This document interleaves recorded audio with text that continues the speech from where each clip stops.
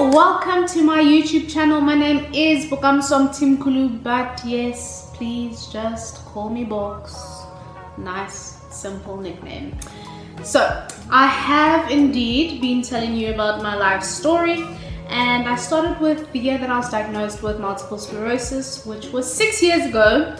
And today I'm going to complete my life story and tell you about this year, 2020, everything that's happened from, starting work and the Rona and everything that's happened since then. So do stay tuned as we get into this video right now.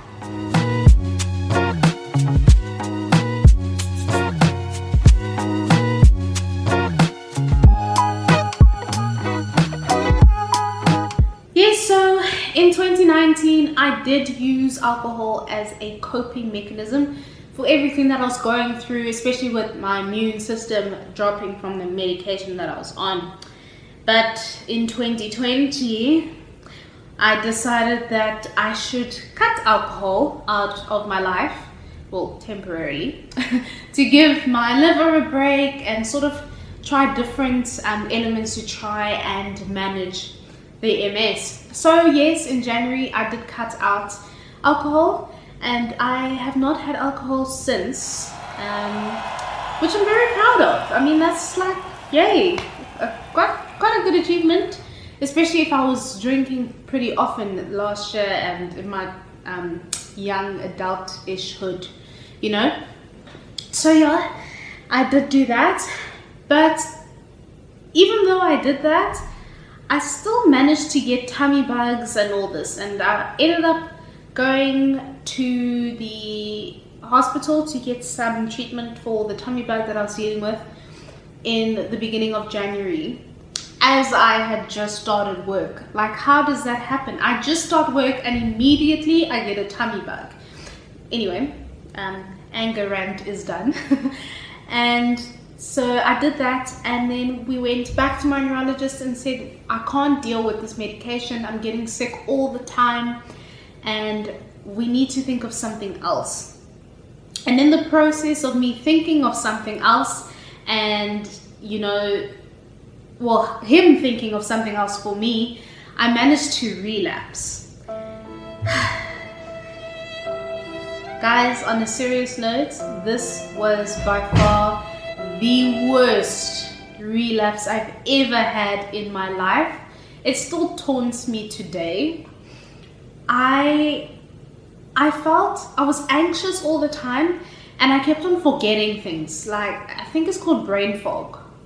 But literally, I would forget things. It got to a point where my mom would shout at me all the time because I kept on leaving all the cupboards in the kitchen and all that open, because I would forget to close it after I took out what I needed.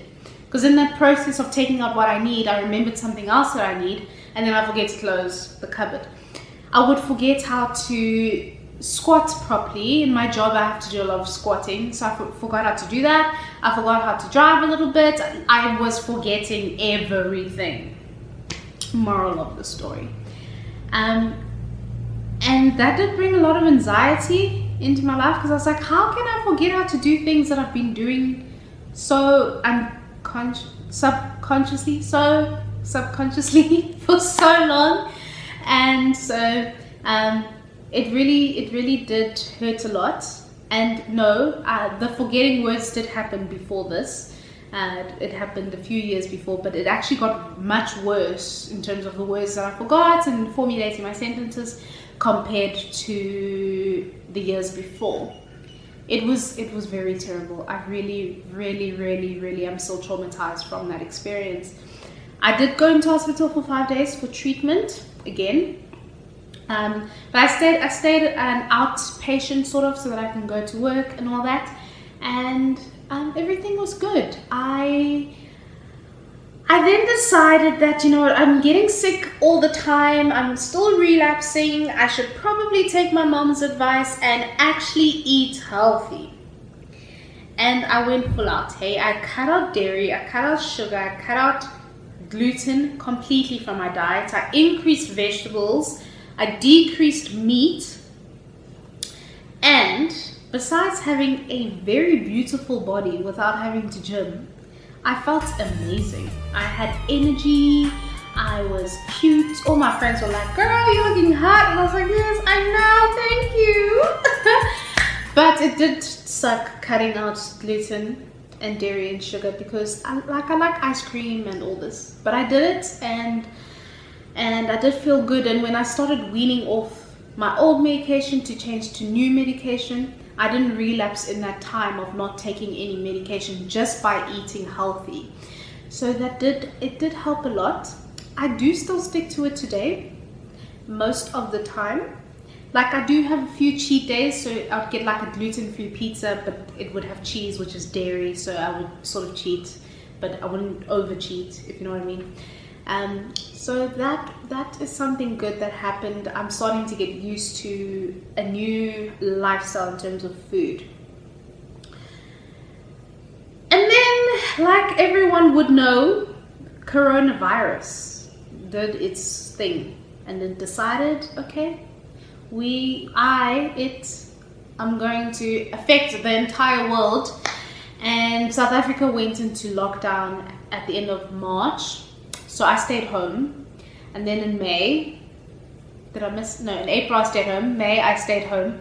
June I started the new medication. And then I was forced to stay home. And actually, I'm doing my blood test today, so then I'll know exactly if I'll be able to be cleared and re-enter into society. So I am going to include that into my video and my experience and my results and all that. So do stay tuned until the end. But it did really suck not being able to re-enter into the world, especially because everyone else was starting to do it in June and so forth. And I'm sorry, Mom, for the stress that I put you through in those few months. But I did get through it, and through that time I actually started to do a lot of self-love stuff, meditating more. I am actually much happier than what I was at the beginning of the year, just by meditating, eating healthy, and starting to exercise again. I have energy like I've never had in a while. Like, fatigue used to stress me all the time. Now I wake up without an alarm. What the hell is going on? Like, things are really changing for me, and I'm actually starting to be more positive, or express my positivity towards everything that has been happening. And yeah, now we are here in October, starting a new journey of hopefully seeing how I will finish the rest of the year. I unfortunately had to stop work because I had to stay in self-isolation because my immune system dropped completely.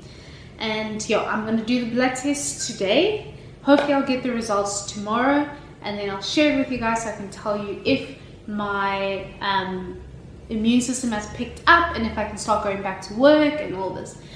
So, like, I mean, besides it being a time of like sadness and isolation and all this, there are actually a few good things that I've come to love about this year, which obviously I'm going to tell you. So the first is that I became part, I am part of the top 15% at the university that I was at. It's this Golden Key like club thing, which is really cool, which gives me opportunities to study overseas and get bursaries and all that. So that was a great achievement, mark-wise. Another thing that happened is that I actually started to love myself. I thought I loved myself, but then I realized what loving yourself really means. And I'm actually happy with who I am. Obviously, I do still have a few insecurities, but it's way better than where I was.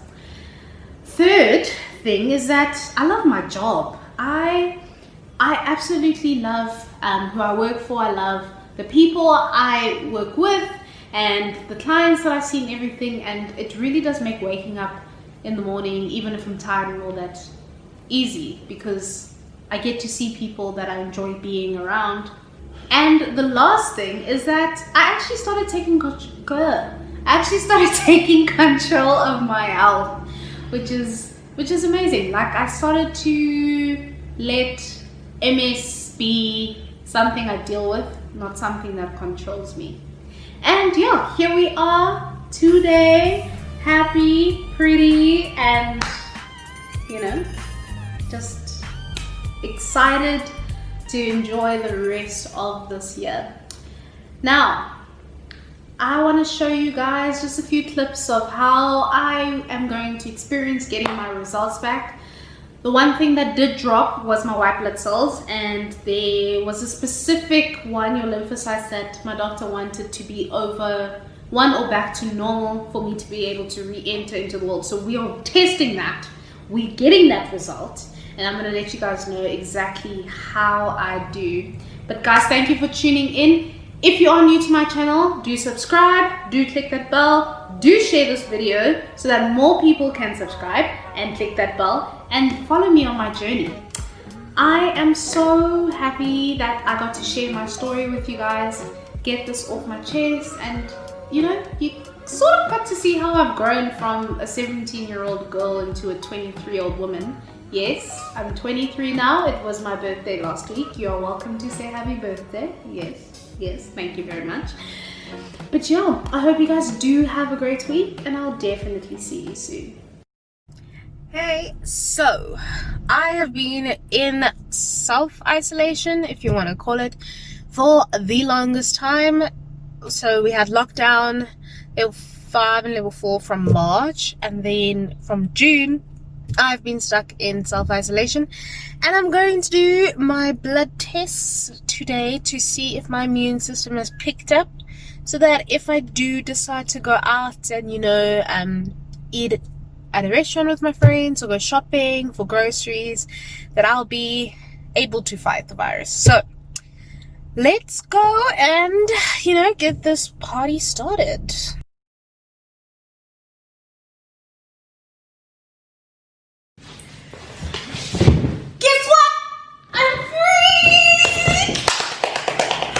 So yes, my lymphocyte count is over 1 and I am free. What does that mean? It means that I'm going to see my friends, I'm going to eat at restaurants, I'm gonna go grocery shopping, I'm gonna sleep over parties. Oh my gosh, I'm free. Yay guys, I'm free.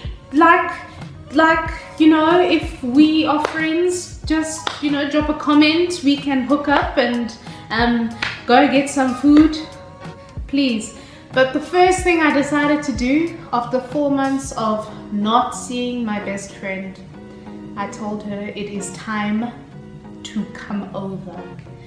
And guys, I'd like to introduce you to my best friend, Nell.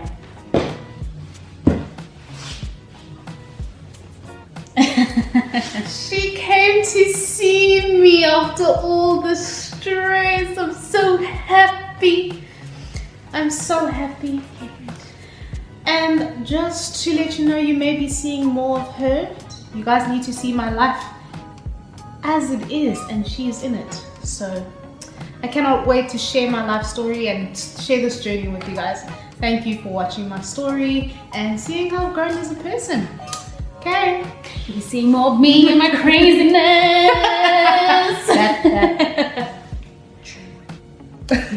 Bye guys, bye.